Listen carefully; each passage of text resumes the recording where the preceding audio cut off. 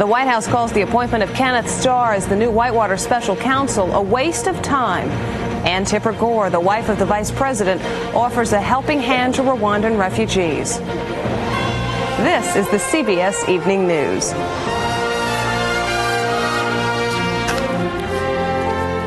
And good evening, I'm Deborah Norville reporting. The prospect of another Whitewater investigation is not good news at the White House, but the administration says they expect Kenneth Starr, the new independent counsel, will be fair. Nonetheless, as Bob Orr reports, the White House thinks the whole thing is a waste. As new independent counsel Kenneth Starr prepared to open his Whitewater investigation, the White House was calling the change a waste of time and taxpayers' money. We're willing to cooperate with whoever is appointed special counsel. We have nothing to hide in this situation, but we would hope that there is a point at which enough is enough. Panetta urged Starr not to trample through the same parts of Whitewater in which outgoing counsel Robert Fisk found no criminal wrongdoing.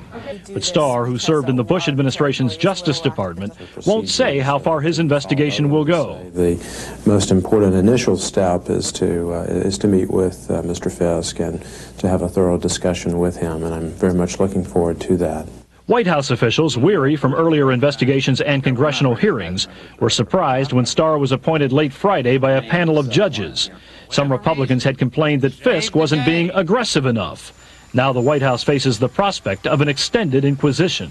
Human life being as short as it is and political terms being as short as they are, I would think if he goes back to the very beginning, this will never be done. For his part, Starr only promises a balanced inquiry. My job is to be fair-minded and impartial. No matter what he finds, Starr's appointment gives new life to the investigation. And that alone is bad news for an administration that's working hard not to appear preoccupied with Whitewater. Bob Orr, CBS News, Washington. And another independent counsel may be appointed to investigate Agriculture Secretary Mike Espy. Justice Department officials reportedly are recommending that Attorney General Reno seek a special counsel to probe Espy's connections to Tyson Foods and whether his acceptance of gifts from the firm broke the law. After months of wrangling on a health care program, Senate debate begins this week on the reform bill for which President Clinton campaigned. But as White House correspondent Bill Plant reports live from the White House, the plan being debated is less than the president hoped for. Bill? Deborah, all through the campaign and in the 18 months since he's been here in this House, Bill Clinton has been promising health care reform. And now, finally, debate begins Tuesday in the Senate. But it's on a bill which falls far short of the president's promises. Republicans have ridiculed the Senate bill, written by Majority Leader Mitchell and endorsed by Mr. Clinton. And they are threatening whatever it takes to kill the bill, including a filibuster. I intend to fight this thing, and whatever you have to do to fight it, I intend to do that. White House officials think a Republican filibuster would only hurt the GOP in this fall's elections. They plan to keep up this kind of political pressure on lawmakers, reminding them that polls show 3/4 of Americans want health care reform. But what kind? Even Democrats can't agree, though the House leader is optimistic. I'm convinced that we're going to pass good legislation and get it to the president's desk this year. For Mr. Clinton, whose own health bill is long dead, the stakes are enormous. In Detroit over the weekend, he railed at his opposition. The violent extremist interest in this country that are trying to keep health care out of the reach of ordinary American working people are a disgrace to the American dream.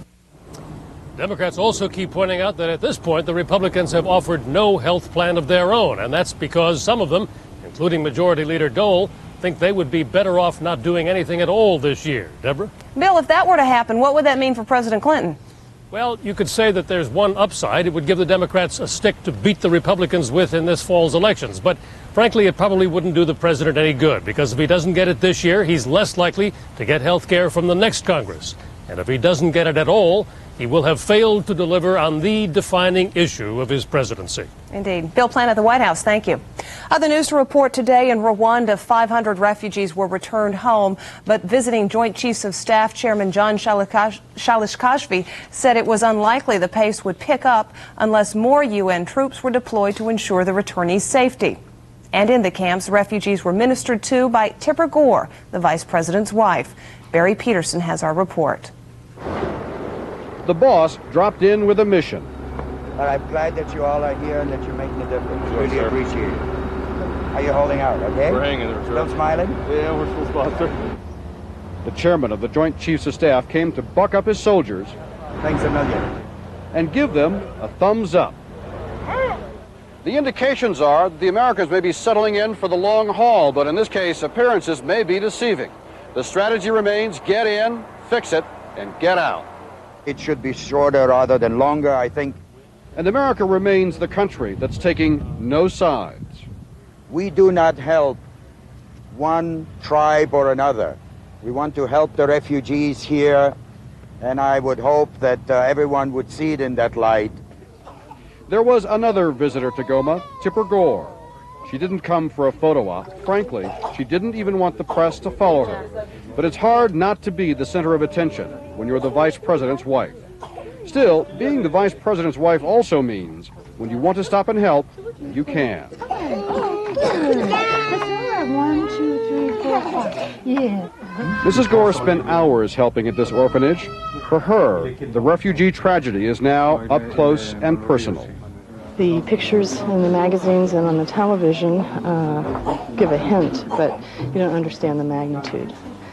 And you also don't understand how seriously ill these children are, malnourished. Right now, the task is to save their lives. I mean, I just bathed one that could barely stand up. It's almost too weak to stand. He's that malnourished. In Goma today, there was one more helping hand. Get you to eat. Barry Peterson, CBS News, Goma, Zaire. And still ahead on tonight's CBS Evening News, more defiance from the leaders of the Bosnian Serbs, and in upstate New York, a joyous reunion of World War II refugees.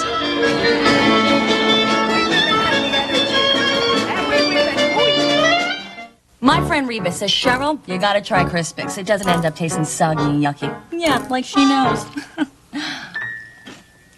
Oh, sure, it tastes terrific now, but once that milk soaks in, well, it'll never make it to the end. Kellogg's Crispix cereal stays tasty to the end. Okay, last bite. So what's it gonna taste like, porridge or mush? How do you like that? It still tastes fabulous. You know, Reba only had taste of men like she has in her cereal. Go ahead, ask around. Hey, magazines will tell you. Your really good friends will even tell you. The alpha-hydroxy acids in Alpha Hydrox can reduce the appearance of fine lines and wrinkles because Alpha Hydrox is an exfoliant. And now there's an Alpha Hydrox formula for dry, oily, normal, and sensitive skin for under $10. Are you listening, or are you too busy looking for new wrinkles? Alpha Hydrox at drug, grocery, and discount stores. Now's the best time to buy tires at Sears. All Michelin road handlers are on sale at the very lowest prices of the year. Through September 10th, Michelin road handlers are as low as $27.99. Get to Sears Tire and Auto Center today. You like food. You get heartburn. You take Maalox. Life is good. Feeling increasingly isolated, Serb leaders in Bosnia hurled defiance today at the outside world. But going it alone will be easier said than done, as Alan Pizzi reports from Sarajevo. The scenes were a morale booster for the Bosnian Serbs and a small gesture of defiance to the rest of the world. Bosnian Serb TV broadcast these pictures of what they are calling a bumper grain harvest as an indication of how prepared they are to resist the tightening noose of sanctions. Local authorities were ordered to mobilize a compulsory workforce to compensate for the total blockade being imposed by Serbs in what is left of former Yugoslavia. Bosnian Serb leader Radovan Karadzic said it was unbelievable that his fellow Serbs could impose the measures and called on his people to stand fast. It seems to us that we have to grow up, to separate from our mother and to become older and adult, and we have to fight. Now we are totally alone. Only God is with us. The border between the Serb neighbors has been effectively closed, with hundreds of trucks being turned back.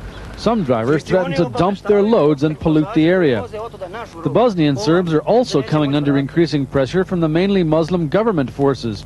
Serb and UN sources reported that the Bosnian army has made a number of gains in the last few days. The Bosnian government is calling on Serbs to ignore the war chants of their leaders. Well, we invite them to join us to build a peace. The Bosnian Serbs are still letting Sarajevo know it is within their sights, but French troops are taking advantage of the UN's new aggressive stand to try to find and fire back on the snipers. The one land route breaking the siege of Sarajevo is still open, however, and is even being improved in hopes that the UN will maintain enough pressure on the Bosnian Serbs to keep them from closing it. But that's a real possibility if the Bosnian Serbs continue to be defiant. Their self-styled parliament meets this week, and the worry here is that they may yet carry out their threat to declare a state of war and a full mobilization.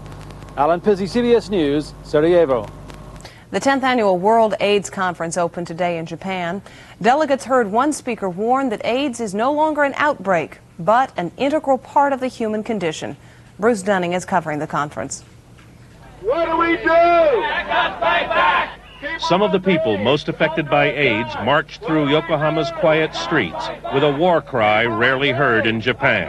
They were on their way to the International Conference on AIDS, a subject little discussed in Japan. About 10,000 delegates from 130 countries were registering. The AIDS community has been meeting since 1985 for an annual report on this epidemic that suddenly came from nowhere. After a decade's worth of wild swings from optimism to pessimism, the buzzword for this year's conference is reality checking. People have become aware, the public and the scientists, and fully cognizant of the fact that this is not going to be a simple problem. It's not going to be, well, we have the microbe, we'll get a vaccine. Everyone you talk to says, don't expect any announcement of breakthroughs, miracle drugs, or a vaccine to prevent infection. Is there any guarantee that we'll have a vaccine that's effective and safe? No, and I think we have to realize that. In spite of this grim outlook, Japan has gone all out to welcome the delegations. The organizers wanted this conference to show that Japan is concerned about the international AIDS epidemic. But they also hope it will serve as a national consciousness-raising session for a country that still believes AIDS to be primarily a foreigner's disease. The government made sure the Japanese public would take notice. The opening ceremony featured the Crown Prince, the Prime Minister, but most effective of all was 25-year-old Toshihiro Oishi, one of just 2 Japanese to say publicly, "I have the AIDS virus." Japan is a difficult society, he said. People will not open up. And then he asked all his fellow sufferers with HIV or AIDS to stand up and be recognized.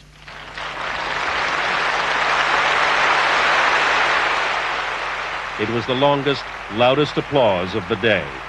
Bruce Dunning, CBS News, Yokohama. And when we come back, the surprising spread of AIDS among Americans over the age of 50.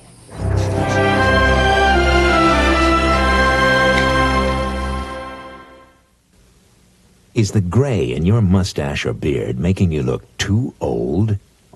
Now there's Just for Men Brush-In Color Gel, specially for the hard-to-color hair of mustaches and beards. This brush-in gel stays put to penetrate hard-to-color hair. In 5 minutes, rinse. Your mustache or beard blends with your natural hair color, and it won't fade or wash out. Now that's a lot better. Just for Men Color Gel, from the leader in men's hair coloring. Do you question your bladder control protection? The answer is new technology from Attens that you can sample for free. What makes it so new? Only new Attens has perma-dry fibers woven in to absorb faster. Really? To see for yourself, call 1-800-ATTENS now for a free sample by mail. Do you have the right kind of protection for me? Ask for a pad, guard, undergarment, or brief. We'll help you choose the right size. Great. Call for a free sample today and look for Attens in the store. At the Pons Institute, women were given the chance to look years younger. They use new age-defying complex with Alpha Nutrient every day for 6 months. The tests revealed, in 24 hours, softer skin. In 2 weeks, a new firmness and radiance. Over time, 84% noticed a reduction in the appearance of wrinkles. Age-defying complex. Call 1-800-34-PONS. It was one for the books. 20 years ago, President Nixon did the unthinkable and resigned. I almost felt like crying. Nothing happened that Richard Nixon didn't okay. Nothing. burglaries, wiretaps, abusing government power. Eye in America examines it all tomorrow on the CBS Evening News with Dan Rather and Connie Chung. Many people believe AIDS is a disease that cuts only youthful lives short. But in the United States, 10% of people with the disease are over age 50. And that's tonight's Sunday cover. Older Americans who are living with and dying of AIDS. Hi. How are you today? Fine, how are you? Good. Meet 54-year-old Kay Johns, who learned 4 years ago that she has AIDS. I don't think that I have ever had as devastating news or could ever have anything more devastating happen to me. AIDS affects everybody. White, black, poor, colored, rich, young, heterosexual, homosexual, IV drug abuser, old, aging. Although some 40,000 Americans age 50 and older have been diagnosed with AIDS, researchers say because of a lack of education, most aren't tested for the virus and even fewer use condoms. When have you ever seen an AIDS prevention poster with a face that had a few wrinkles on it or a little gray hair? We have a sense in our culture that older persons may not be sexually active and that they're immune from risk, but they're not. I never thought that I would ever get it, but it happens. A 62-year-old gay college professor, Alan Gibson, discovered he has the AIDS virus a year ago. Health Crisis Network AIDS Hotline, may I help you? He now mans the phones at this AIDS hotline. The best way I can be of service now is to allow people to know who and what I am, that I am HIV positive, and that I am living with HIV spectrum disease and I'm not dying from it. But many have died, like 63-year-old Thelma Solomon. My mother didn't die of AIDS. My mother died of shame. Karen Solomon says her mother, after being misdiagnosed for 2 years, was told in 1987 that she'd contracted AIDS through a blood transfusion. And what happened was as soon as she found out, she said, I can't tell anybody. What are they going to think of me? What are they going to think I did? The stigma aside, experts say the older the patient, the harder it is to treat AIDS, which masquerades as other illnesses often found in the aging. Once AIDS develops, survival is much shorter, perhaps 60% shorter than what you'll see in a younger person. So the disease is just more rampant, it progresses faster, and death comes sooner. Come here. Like many of her peers, Kay Johns at one time considered suicide. But with her disease now in remission, she has a dream to celebrate the year 2000 and to educate others about life with AIDS. You know, I think a lot of it's psychological. If you have a good, positive attitude and you're not sitting home waiting to die, then you're going to live. And I have to live every moment that I'm here. Experts say until there's either a vaccine or a cure, better education about AIDS prevention is a life-saving necessity for anyone at risk, young or old.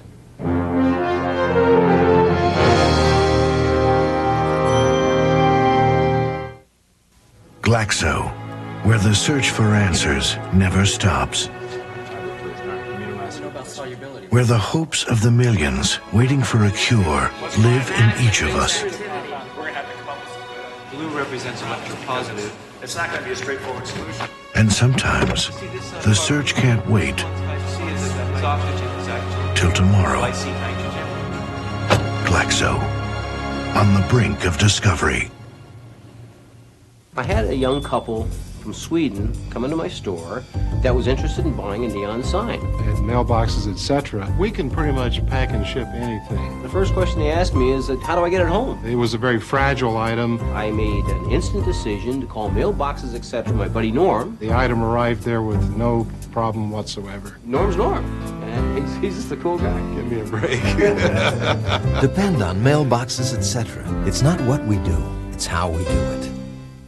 So Larry, I bought this Raisin Nut brand, expecting lots of raisins. Couldn't find a one. Then I discovered these. Fascinating. Instead of plain raisins, Raisin Nut brand has covered raisins that are soft, plump, and sweet. Man, oh man, delicious. That's what I said. Come on, Larry, we gotta tell the world. Have you discovered covered raisins? Only in Raisin Nut brand.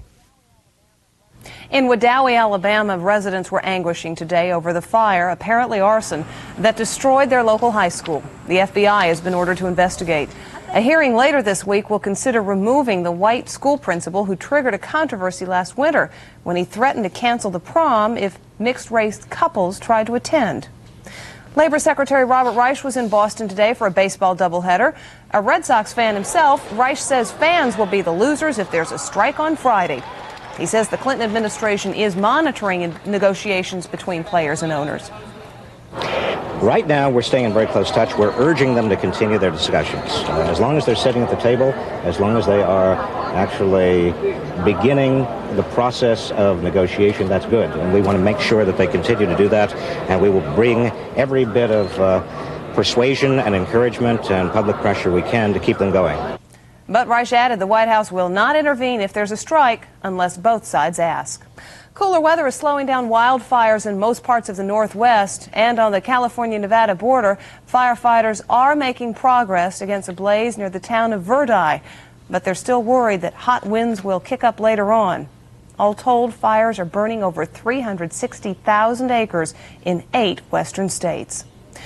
And in the Middle East, Secretary of State Warren Christopher arrived in Syria today on his second peace shuttle in a month. New hostilities along the Israeli-Lebanese border aren't helping the Secretary's mission, as Jesse Schulman reports.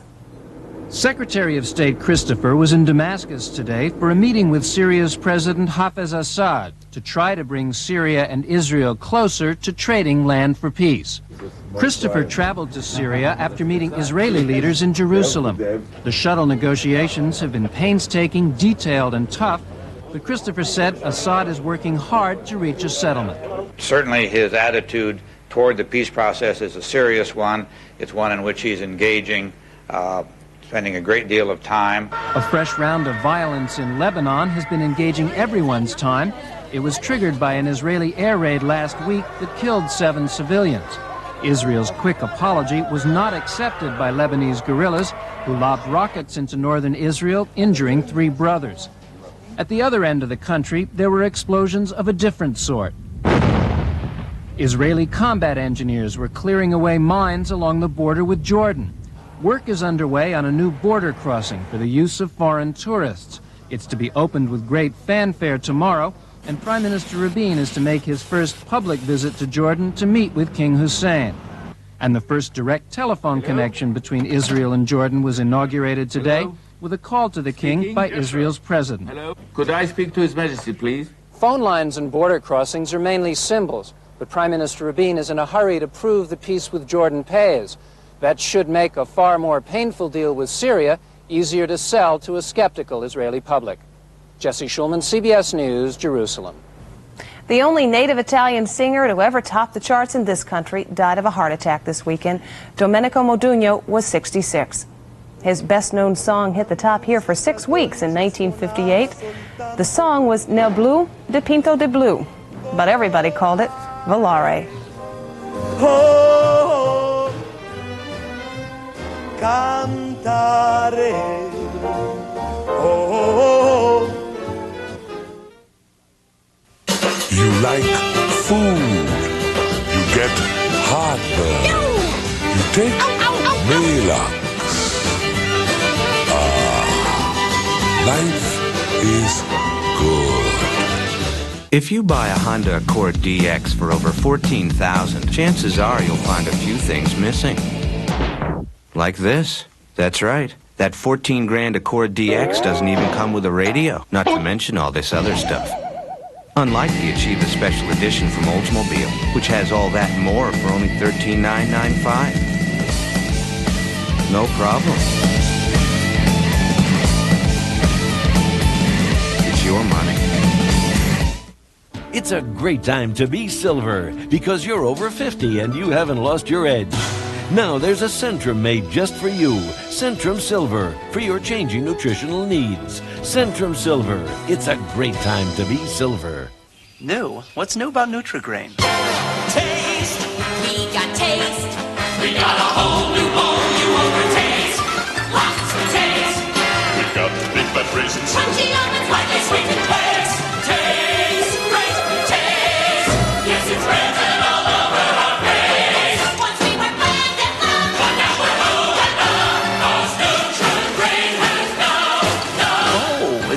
New Kellogg's Nutri-Grain cereal. A half-century ago, 1,000 desperate and frightened refugees arrived in upstate New York. The place they came to was a barracks surrounded by barbed wire. But it turned out to be their first step toward lives full of accomplishment. And this weekend they returned to celebrate their survival. Anthony Mason has their story. They've spread out across America over the past 50 years Los Angeles. and become writers, scientists, lawyers, musicians. But this weekend they return to Oswego, New York, where 50 years ago, together, they were refugees. Nearly 1,000 in all from 18 countries, they were evacuated from Italian refugee camps after fleeing the Holocaust. And in August of 1944, under orders from President Roosevelt, were brought to an old fort in upstate New York, Fort Ontario. Many were in rags. Ruth Gruber was sent by the Roosevelt government to welcome them. And most of them had refugee eyes. It was a kind of terror that refugees have. To many, the fort looked at first like another prison camp. The barbed wires looked very fierce and very scary. But Irene Dannon, then 11, soon found safety and food. And what impressed me the most was the little cereal boxes that you could cut open in the middle and put milk in it and eat right out of the box. The food was good. We could go to school. Lots of pianos for me to practice on. I said, well, there is another heaven. I said. They lived for a year and a half in the barracks of Fort Ontario. Most of that small city has since been torn down. But returning on a bus tour this weekend, the survivors still remembered its streets. I loved it all. It was exciting. I was 14 years old, but I had another chance on life. Thank you. For the U.S., the Fort Ontario program was only a token effort. Roosevelt admitted no more large groups of refugees during the war, and Ruth Gruber still wonders. How many millions, how many, hundreds of thousands we could have saved. But I'm such an optimist that I'm so happy we saved this 1,000. It's unexplainable why more was not done. It's tragic that more was not done. But at least this was done. 50 years later, they returned to their safe haven this weekend and celebrated their survival. Anthony Mason, CBS News, New York. And that's the news this evening. Stay tuned for 60 Minutes. Then later join Cheryl Atkinson sitting in for Bill Plant with the CBS Sunday Night News. I'm Deborah Norville, New York. I'll see you again Wednesday on America Tonight. Until then, thanks for joining us. Have a good evening.